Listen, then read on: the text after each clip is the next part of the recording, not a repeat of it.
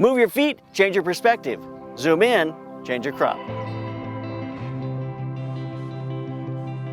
If you're going to grow in your business, you've got to get some help. You've got to get help from mentors and people who can help you grow. I can do that for you. Go to theslantlens.com, sign up for our business material. It'll help change your life. You can sit and think about business, or you can do something about it, and it's time to do it.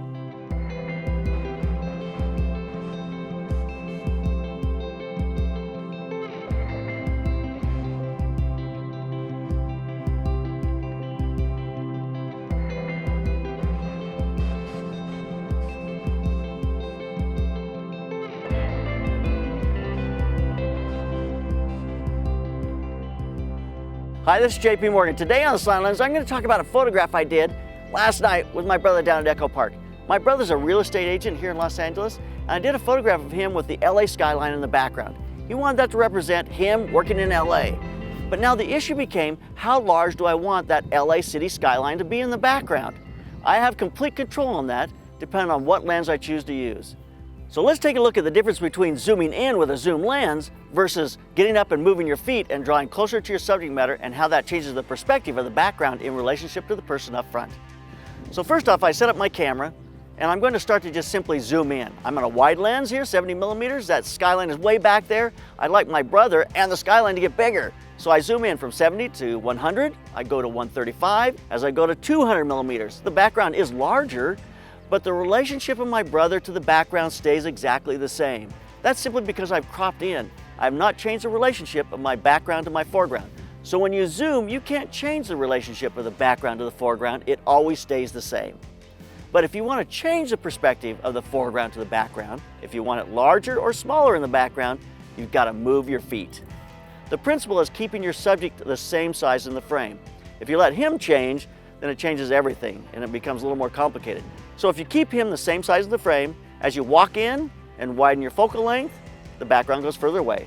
As you back out and extend your focal length to a longer focal length, the background comes in. So now I'm going to move my feet. I start with 200 millimeters. That looks great. The city back there is fabulous. It's big. But if I want that city smaller, I simply stand up, I walk forward, I reframe at 135 millimeters. I make my brother the exact same size in the frame. Now when I take a picture, you'll see that the background was pushed further away and it becomes smaller. When I move to 70 millimeters, I'm now seeing a lot of all the area. I'm seeing the lake, I'm seeing the duck sign on the left. I'm seeing that city skyline now is very, very small. But when I put my brother the same size in the frame, I get a very small little city skyline in the background. So there you have it. When you move your feet, you can change the relationship of the background to the foreground. You can make it larger or smaller.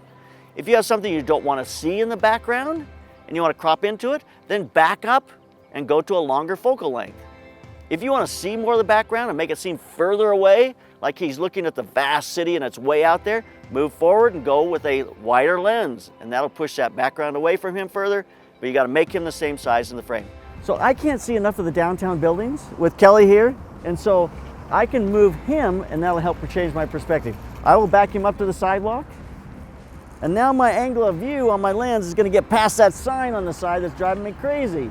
And I can look out and I'll see a lot more of the city down there if I just move him forward. So I'm going to move all of our lights forward and reset. So Andy, move all of our lights back in, and I can move forward now about the same distance. And now my angle of view is going to look past that sign just enough to be able to see the downtown buildings. Change your model, change your perspective.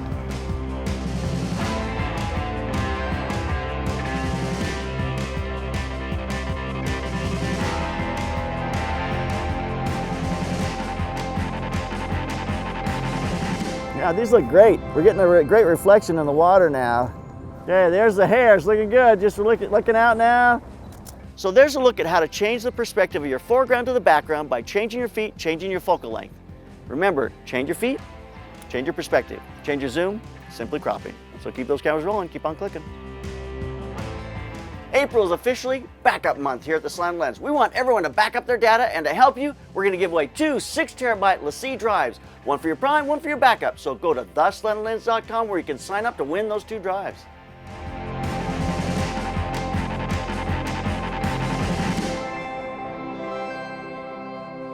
Zoom on over to our Facebook and join that Facebook community there. We'd love to have you be a part of that community. Sign up for our Instagram. Great things going on there each and every day. And also subscribe to our channel because we want you to be one of our family.